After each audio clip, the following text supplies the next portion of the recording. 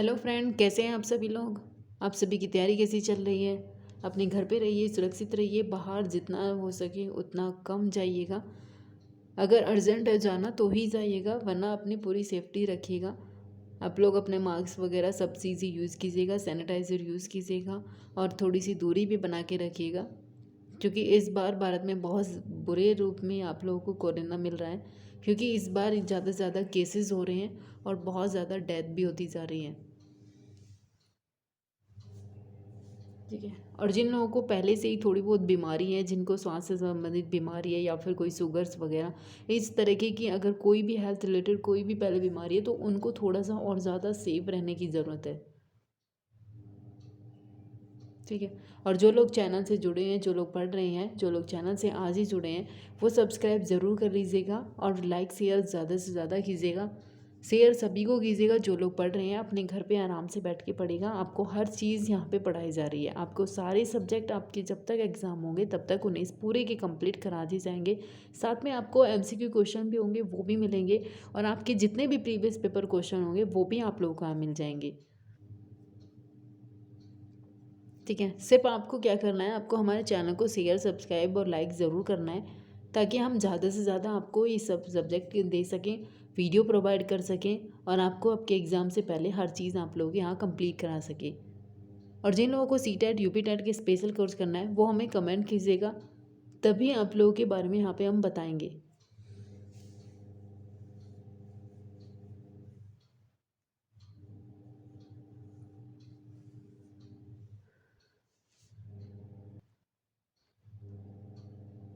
ठीक है। इससे पहले हम लोगों ने आप लोगों को यहाँ पे स्टार्ट कर दिया था अंग्रेज़ों की कंपनियों के बारे में, कि अंग्रेज़ों की कंपनी कब हुई थी और भारत में मुगलों में किसका शासनकाल चल रहा था। ये सारी चीज़ें आपको इससे पहले वाले वीडियो में प्रोवाइड कर दी गई है, उसको ज़रूर पढ़िएगा। और जिन लोगों को सिर्फ हिस्ट्री पढ़नी है उनके लिए प्लेलिस्ट में आप लोगों को अलग से आपकी सारी की सारी प्लेलिस्ट दी गई है। उसमें आपको सारी वीडियो मिल जाएंगी, आपकी पुरानी यानी कि प्राचीन सभ्यता से लेकर और आपका मध्यकालीन भी उसी में ही है, और ये सारी चीज़ भी वहीं पर मिल जाएंगी। ठीक है। अब हम बात करते हैं आपकी ईस्ट इंडिया कंपनी और बंगाल के नवाब के बारे में। यहाँ पे सबसे पहले स्टार्ट करेंगे हम क्या, सबसे पहले हम बात करते हैं सिराजुद्दौला। सिराजुद्दौला। ठीक है। सिराजुद्दौला यहाँ पे क्या की थी, यहाँ पे इन्होंने सबसे पहले मीर कासिम, अल बना था, मीर मुर्शिद कुली खां बना था, फिर उसके बाद मीर कासिम बना था। ठीक है। तो आपको फिर मीर जाफ़र, इस तरीके से आपको बहुत सारे यहाँ पे शासनकाल मिलेंगे। लेकिन अगर हम बात करते हैं यहाँ पे अभी सिराजुद्दौला की, उसमें क्या था कि आपका अलीवर्दी काल चल रहा था। अलीवर्दी का काल चलने के बाद इससे पहले किसका काल चल रहा था, अगर आपसे पूछे अलीवर्दी। अलीवर्दी क्या था कि अलीवर्दी के बाद उसका जो नाती था, क्या नाम था इसका, सिराजुद्दौला। ये क्या थे, ये बंगाल का नवाब बना था। यानी कि अगर आपसे पूछे कि सिराजुद्दौला से पहले बंगाल का नवाब कौन था, वो था आपका अलीवर्दी खां। अलीवर्दी खां के बाद ही आपका सिराजुद्दौला बंगाल के नवाब बनते हैं। लेकिन यहाँ पे क्या होता है कि इन्हीं के बदे यानी कि चचेरा भाई, इनकी मौसी, सेनापति सब इनके खिलाफ खड़े हो जाते हैं, क्योंकि वो चाहते थे कि इससे पहले हमारा बेटा बने। लेकिन इन्होंने क्या करा, इनके घर के अंदर ही युद्ध स्टार्ट हो रहे थे और वो नहीं चाहते थे कि सिराजुद्दौला गद्दी पर बैठे। फिर भी लेकिन यहाँ पे उसको बैठा दिया गया था। उनके बीच में यहाँ पे संघर्ष स्टार्ट होते रहे। वो जैसे तैसे चाहते थे कि सिराजुद्दौला बंगाल के नवाब ना बने।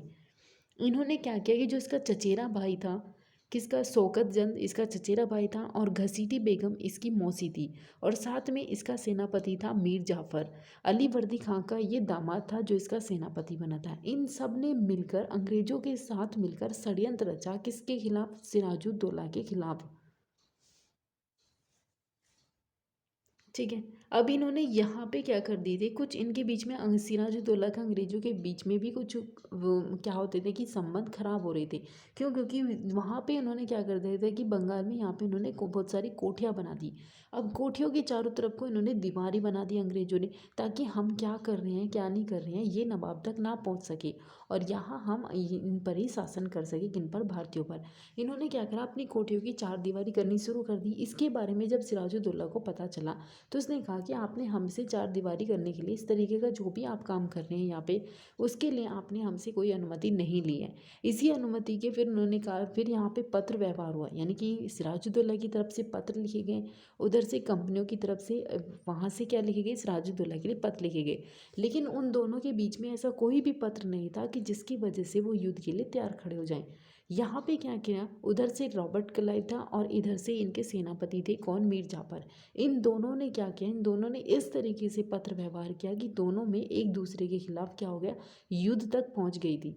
और युद्ध कौन सा होता है, आपका प्लासी का युद्ध। इसी के कारण ही प्लासी का युद्ध होता है। ठीक है। अब इसमें कुछ ऐसे कारण थे, जैसे माना जाता है कि नवाब के जो राजौरण चल रहा था उस समय उनका सम्मान नहीं किया गया, कंपनी द्वारा उन्हें कोई सम्मान नहीं दिया गया, फैक्ट्रियों का निरीक्षण करने की अनुमति नहीं मिली गई, किलेबंदी करनी शुरू कर दी, यानी कि यहाँ पे फीस पास यानी कि जो आपका दस्तक था उसके लिए भी इन्होंने बहुत सारे किए, जिसकी वजह से एक बहुत सारे कारण माने जाते हैं कि जो यहाँ पे प्लासी का युद्ध हुआ उसमें बहुत सारे कारण थे। ठीक है।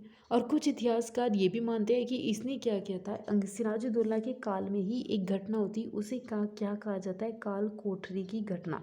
अब ये काल कोठरी की घटना क्या थी, इसने माना था कि यहाँ पे इसने कुछ व्यक्तियों को एक छोटी सी कोठरी में बंद कर दिया था, जिसमें महिलाएं बच्चे पुरुष सब थे।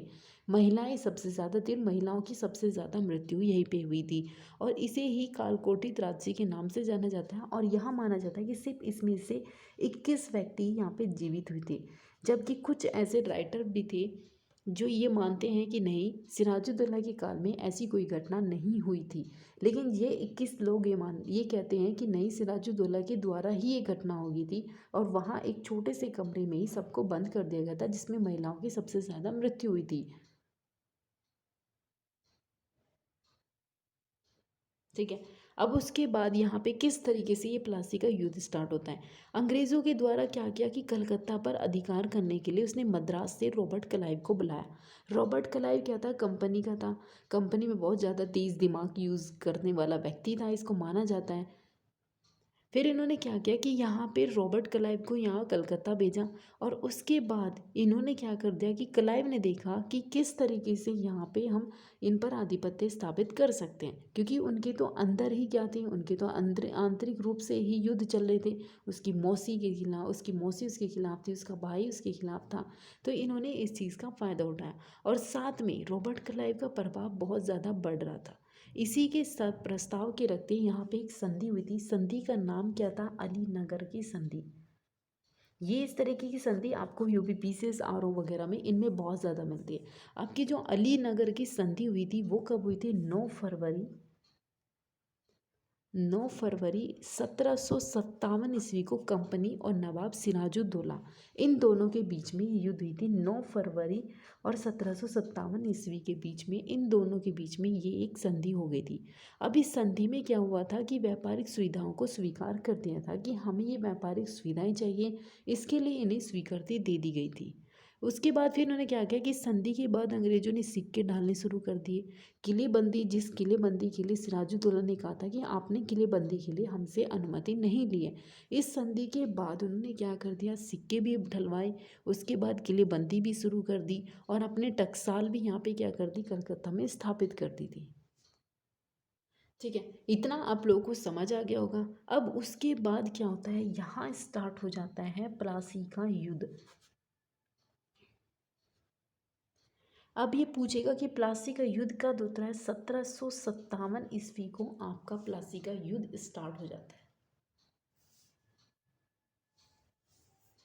ठीक है, 1757 ईस्वी को प्लासी का युद्ध होता है, और ये प्लासी वर्तमान में प्लासी का है, भागीरथी नदी के बाएं किनारे पर पड़ता है। कौन प्लासी पड़ता है आपका, भागीरथी नदी के बाएं किनारे पर क्या पड़ता है आपका, प्लासी। अब यहाँ पे क्या हुआ कि इन्होंने क्या करा, 1400, 5000, 5000, 4000, 6000 तक इन्होंने नवाब की सेना का नेतृत्व किया था। उसमें थे मीर जाफ़र, मीर मदार, दुर्लभ, ये बहुत सारे व्यक्ति थे, लेकिन मीर जाफ़र तो उसके खिलाफ था। उसने वहाँ जाने के बाद अपनी सेना को ही युद्ध में लड़ने नहीं दिया था, क्योंकि वो सेनापति था, मना कर सकता था। अब जब तक वो नहीं कहेंगे तब तक सैनिक नहीं लड़ते थे। अब यहाँ पे क्या हुआ कि नवाब का सबसे वफादार सिपाही था एक, उस वफादार सिपाही का नाम क्या था, मीर मदान। इसने क्या किया, इन्होंने ये लड़ते लड़ते ही मर गए थे। मीर मदान यहाँ पे बहुत ही अच्छा सेना माना जाता था, सेनापति था, यहाँ पे इसका सिपाही था और ये बहुत वफादार था। ठीक है। अब उसके बाद क्या हुआ कि जब इन्होंने अपनी सेना ही वापस कर दी, वहाँ पे खड़े रहे, मीर जाफ़र जो था ये इसके खिलाफ था, इन्होंने क्या किया, रॉबर्ट क्लाइव के साथ मिलकर इसके साथ षड्यंत्र रचा और वहाँ पे आगे सेनाओं को नहीं भेजा, जिसकी वजह से वो हार जाता है और मर जाता है बाद में। इन्होंने क्या किया कि जब इनकी सेना देखी, सिराजुद्दौला ने जब अपनी सेना देखी किस तरीके से टूट चुकी है और अलग अलग हो चुकी है, कुछ सेना लड़ ही नहीं रही है, वो खड़ी है वहाँ पे। उसके बाद इसने क्या करा, मुर्शिदाबाद में मीर जाफ़र का जो पुत्र था मीरज, उसकी आज्ञा पर उसकी आत्महत्या कर दी थी। फिर से समझिए, इसने क्या किया कि जब इसने देखा कि मेरी जो सेना है वो इधर बितर हो चुकी है, यानी कि उसका ये नहीं पता चल रहा है, कुछ सैनिक लड़ रहे हैं, कुछ सैनिक नहीं लड़ रहे हैं, कुछ सैनिक यहाँ हैं। उसने जब इस हालात को देखा तो वहाँ पे मीर जाफ़र का पुत्र था मीरज, उसकी आज्ञा पर उसकी हत्या कर दी गई थी। किसकी हत्या की गई थी, यहाँ पे सिराजुद्दौला की हत्या की गई थी, मीर जाफ़र के पुत्र ने की थी। अगर आपसे पूछे कि सिराजुद्दौला की हत्या किसने की थी, तो मीर जाफ़र का पुत्र था, उसने ही इसकी हत्या की थी यहाँ पे। और फिर ये क्यों था, मीर जाफ़र को इन्होंने इस तरीके से बोला था कि आपको ही हम अगला नवाब बनाएंगे, यानी कि आपके हाथ में ही सत्ता दे दी जाएगी। और फिर जब यहाँ पे प्लासी का युद्ध होता है, प्लासी के युद्ध के बाद ही यहाँ पे मीर जाफ़र को बंगाल का नवाब बना दिया जाता है। लेकिन अंग्रेज इतने चालाक लोग थे, जिन्होंने क्या किया, ये इसको भी कठपुतली, क्योंकि वो शासन का उन्हें लालच देते थे, साथ में उन्हें अपनी कठपुतली भी बनाते थे। ठीक है।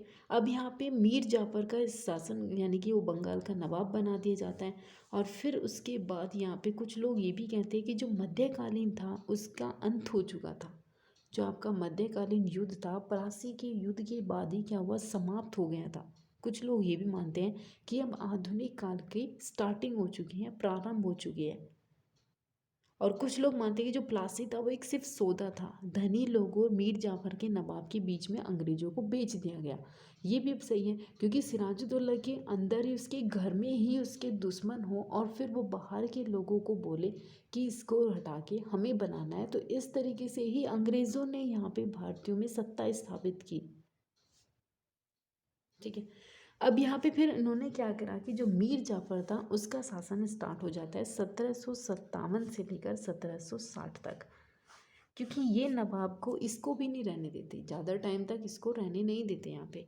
ये क्या करते हैं, इसको बना देते हैं कि यहाँ पे ठीक है, आप मुर्शिदाबाद में मीर जाफ़र को बंगाल का नवाब बना दिया पहले मुर्शिदाबाद में।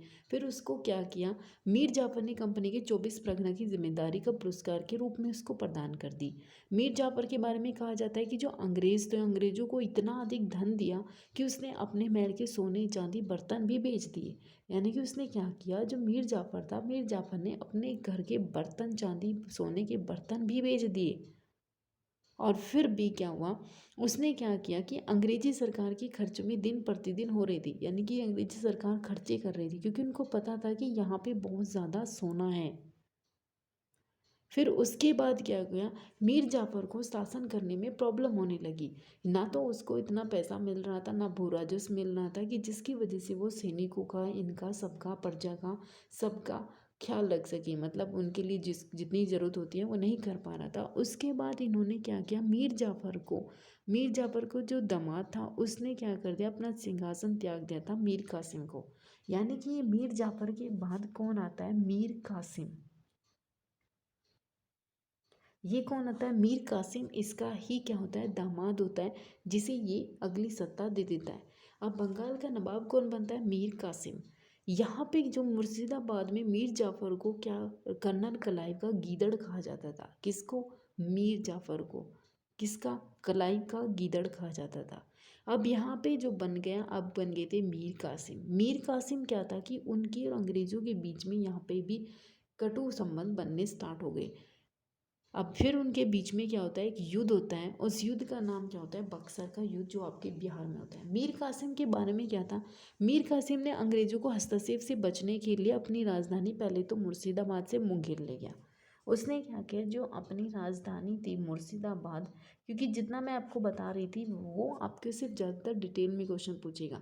इसने क्या करा, मुर्शिदाबाद से अपनी राजधानी मुंगेर में स्थापित कर दी थी इसने, ताकि मुझे मुर्शिदाबाद में तो क्या करते थे अंग्रेज, हर 15 मिनट में यानी कि वहीं पे ही रहते थे, सारी चीज़ें वो देखते थे, हर चीज़ इतना ज़्यादा हस्तक्षेप करते थे अंग्रेज मीर मुर्शिदाबाद में, बहुत ज़्यादा। इसीलिए मीर कासिम ने क्या किया कि मुझे बहुत कम, यानी कि मुझे इतना ज़्यादा हस्तक्षेप ना करे, उसने अपनी राजधानी उठा के कहाँ ले गया, मुंगेराबाद में। उसने अपनी राजधानी बनाई मुंगेराबाद, यहाँ पे कर दिया। अब उसने क्या करा, सैन्य व्यवस्था में सुधार किया, जो सैनिकों की संख्या थी जो वृद्धि की उसको भी एक सही ढंग से किया, जिसके खिलाफ यहाँ पे अंग्रेज हो गए। ठीक है। अब सबसे बड़ा प्रॉब्लम क्या बनी, प्रॉब्लम बनी कि यहाँ पे बंगाल में दस्तक के जो दुरुपयोग हो रहे थे उसके खिलाफ, यानी कि मीर कासिम ने आंतरिक व्यापार पर सभी प्रकार के जो शुल्कों की वसूली थी वो बंद कर दी। किसने की थी, ये की थी आपके किसने, मीर कासिम ने आंतरिक व्यापार पर शुल्क वसूली बंद कर दी थी। किसने, मीर कासिम ने।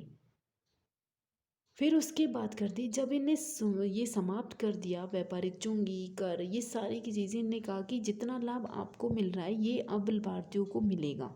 यानी कि उसने वो चीज़ें वहाँ से हटा के भारतीयों के पक्ष में सोचा कि यदि आप कर नहीं दे रहे तो फिर भारतीय भी कर नहीं देंगे, लेकिन आपको कर देना पड़ेगा भारतीयों के लिए। भारतीयों के लिए इसने काम किया कि जो यहाँ पे चुंगी होगी, व्यापारिक चुंगी और कर, इन सब का लाभ किसको मिलेगा, भारतीयों को मिलेगा। अब कंपनी ने नवाब के इस निर्णय के विशेषाधिकार की अवहेलना की कि ये कैसा अधिकार हो गया, हमारे ही शासन में हम पर ही राज किया जा रहा है। इसने क्या करा, मीर कासिम को बर्खास्त कर दिया, और फिर से मीर कासिम के बाद फिर कौन आ गया, मीर जाफर। इसके इस व्यापार से कि ये इतना सारा लाभ, व्यापार का जो चुंगी होगी वो सारा लाभ अगर भारतीयों को दिया जाएगा तो फिर हमें क्या होगा। तो फिर उसने क्या किया, मीर कासिम को हटाया और मीर जाफर को इसने बंगाल का नवाब बनाया।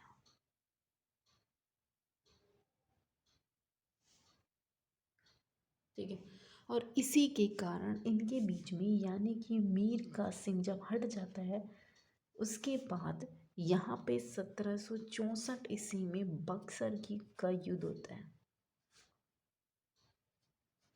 बक्सर का युद्ध होता है 1764 ईस्वी में, इनके बीच में स्टार्ट हो जाता है। ये डेट भी पूरी पूछता है, 22 अक्टूबर 1764। अगर आपसे पूछेगा तो 22 अक्टूबर 1764 ईस्वी को होता है। अंग्रेजी सेना का नेतृत्व किसने किया था, हेक्टर मुनरो ने। एक तरफ आपकी 3 सेना थी और एक तरफ थे यहाँ अंग्रेज। अंग्रेज में कौन था, हेक्टर मुनरो। ठीक है। ठीक है। एक तरफ थे आपके हेक्टर मुनरो अंग्रेज, और एक तरफ थे आपके मीर कासिम, उसके बाद सुजाउद्दौला और शाह आलम। ठीक है। एक तरफ आपकी 3 सैनिक थे, एक तरफ आपकी संयुक्त सेना थी और दूसरी तरफ अंग्रेज थे। यहाँ पे क्या हुआ कि अंग्रेज जीत जाते हैं। अब अंग्रेज क्यों जीत जाते हैं, क्योंकि उनके क्या होते हैं कि जो ये दर के लोग होते हैं बक्सर में, मीर कासिम, सुजाउद्दौला, ये इनकी पर्याप्त तैयारी नहीं होती है, जिसकी वजह से अंग्रेजी सेना यहाँ पे जीत जाती है।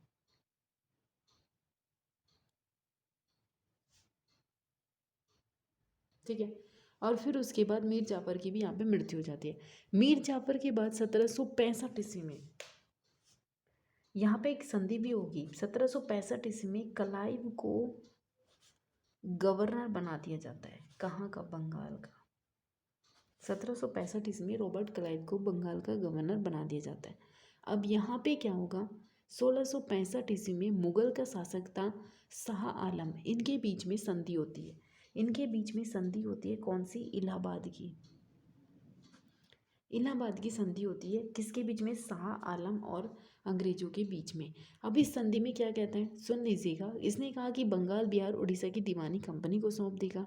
अब अवध का जो नवाब होगा उसे कड़ा और मणिकपुर छीन कर बंगाल मुगल बादशाह को दे देगा। यानी कि कड़ा किसको दे दिया? मुगल बादशाह को। और उसके बाद 26 लाख रुपए मुगल बादशाह को वार्षिक कर स्वीकार किया जाएगा। इसने यहाँ पे 3 फरमान जारी किए। पहला, बंगाल बिहार उड़ीसा की दीवानी कंपनी को देंगे। दूसरा, कंपनी ने अवध के नवाब से कड़ा और मणिक छीन कर मुगल बादशाह को दे दिया।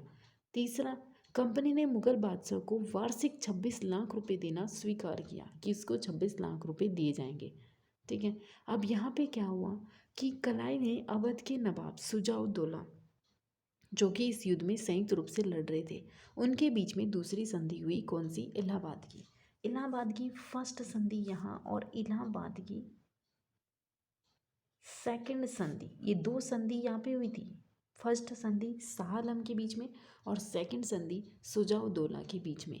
अब जब इसके बीच में दूसरी संधि होती है तो उसमें भी कुछ शर्त होती है, जैसे कि नवाब ने कंपनी की जो क्षतिपूर्ति हुई थी 50 लाख रुपए देना का वादा किया। दूसरा, अवध प्रांत से कड़ा और इलाहाबाद के जिले लेकर मुगल बादशाह को दे दिया गया। तीसरा, सुजाउद्दौला को अवध वापस मिल गया और उसने चुनाव अंग्रेज को सौंप दिया। यहाँ पे सिर्फ ये 3 चीज़ें हुई थी। आपको ये सारी चीज़ें याद नहीं करनी है, आपको बस इतना पता होना चाहिए कि यहाँ पे 2 संधि हुई थी इलाहाबाद की। पहले इलाहाबाद की संधि किसके बीच में हुई और दूसरी इलाहाबाद की जो संधि हुई वो किसके बीच में हुई, क्योंकि दोनों संधियों का आपको पता होना चाहिए। इसके बाद ही अब स्टार्ट होगा बंगाल में द्वैत शासन, जो कि आपका रॉबर्ट क्लाइव स्टार्ट करता है और समाप्त कौन करता है?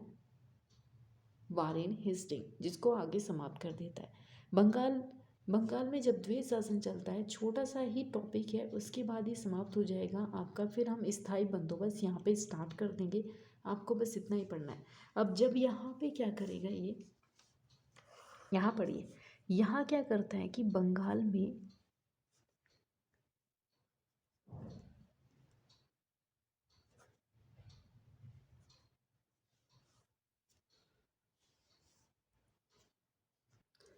अब यहाँ देखिए, जब बंगाल में द्वैत शासन स्टार्ट होता है, वैसे इसके जनक कौन माने जाते हैं?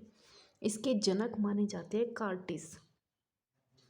अगर आपसे पूछ ले कि द्वैत शासन का जनक कौन है तो वो है कार्टिस। ठीक है। अब द्वैत शासन की स्टार्टिंग कब हुई थी? 1765 ईस्वी में इसकी क्या हुआ था? शुरुआत हुई थी। इसमें क्या होता है कि जो अंतर्गत कंपनी दीवानी और निजाकत, जो कंपनी की दीवानी होती है और निजामत होती है, इसके कार्यों का निष्पादन भारतीयों के माध्यम से करती थी, लेकिन वास्तविक शक्ति किसके हाथ में थी? कंपनी के पास में थी। इन्होंने क्या कहा कि जो कंपनी दीवानी निजाकत थे वो भारतीयों के माध्यम से करती थी, लेकिन उसकी वास्तविक संपत्ति किसके हाथ में थी? अंग्रेजी यानी कि कंपनियों के साथ थी। यहाँ इन्होंने क्या कर दिया कि इस दीवानी से अभिप्राय क्या था कि जितनी मालगुजारी, राजस्व अधिकार, निजाकत से तात्पर्य था प्रांत की सुरक्षा करना, इसीलिए लेती थी। जैसे किसी की सुरक्षा के लिए हमने किसी से टैक्स लिया था, इस तरीके से ये लोग करते थे, यानी कि उनकी सुरक्षा व्यवस्था के लिए लेते थे। उसके बाद क्या हुआ कि कंपनी और नवाब दोनों के बीच में यहाँ पे द्वैत शासन हो गया। कहाँ? बंगाल में। इन्होंने फिर यहाँ पे क्या शुरू कर दिया कि जो क्लाइव ने क्या किया था कि दीवानी के जितने भी कार्य होंगे वो बंगाल के, वहाँ पे एक नवाब था रजा, उसने क्या कर दिया वहाँ के नायब दीवान और दूसरे बिहार के नवाब, इनको नियुक्त कर दिया कि यहाँ पे आप ये कार्य करोगे। ठीक है। उसके बाद फिर उन्होंने क्या कर दिया, कुछ लोग कहते हैं कि जो क्लाइव था, द्वैत शासन ये होता है कि वहाँ पे जो आप कंपनी के, यानी कि जो वहाँ का शासक बनेगा, जो नवाब बनेगा, उससे भी आप पैसा लेते थे और साथ में जो जमींदार उसे, इनसे जितना भी आपके पास जजे कर जो भी चीज़ आते थे उसका भी आप पैसा लेते थे। यानी कि सबसे ज़्यादा प्रॉब्लम किसको होती थी कि जो वहाँ पर नवाब बनता था, जो बंगाल के बने, ये बने सुल्तान, ये सारी चीज़ क्या, जो शासक करता था वहाँ पे, वो लोग सही ढंग से शासक नहीं कर सकते थे, क्योंकि उनके पास इतना पैसा नहीं था कि वो प्रजा की भी रक्षा कर सके। सैनिक युद्ध हो रहे हैं वहाँ पे भी अपना पैसा लड़ा सकते हैं, उनके पास पैसा ही नहीं बचा था, क्योंकि कंपनी ने द्वैत शासन लगा दिया था, जिसकी वजह से उनके पास पैसा नाम मात्र भी नहीं बचता था। और इसी के लिए ही वारेन हेस्टिंग ने आगे चलकर इसे ख़त्म कर दिया था कि ये इस तरीके से शासन नहीं हो सकता। ठीक है। क्योंकि कुछ लोगों ने तो रॉबर्ट क्लाइव, क्योंकि क्लाइव था यहाँ पे इस टाइम पे, और इसी ने ही भारतीयों में यहाँ आने के बाद क्या किया था, द्वैत शासन स्थापित किया था। इसी ने ही कुछ लोगों ने रॉबर्ट क्लाइव को बेशर्मी और लूट का काल कहा था इसको। इसने कहा था कि जो रॉबर्ट क्लाइव का यहाँ पे काल चला वो बहुत ज़्यादा बेशर्मी वाला था और लूट का काल चला था। इससे ज़्यादा आपसे नहीं पूछेगा। 1765 में लगा था ये, और जब आप लोगों का वारेन स्टिक बढ़ाएंगे तो वहाँ पे आपको एक चीज़ें बता दी जाएंगी।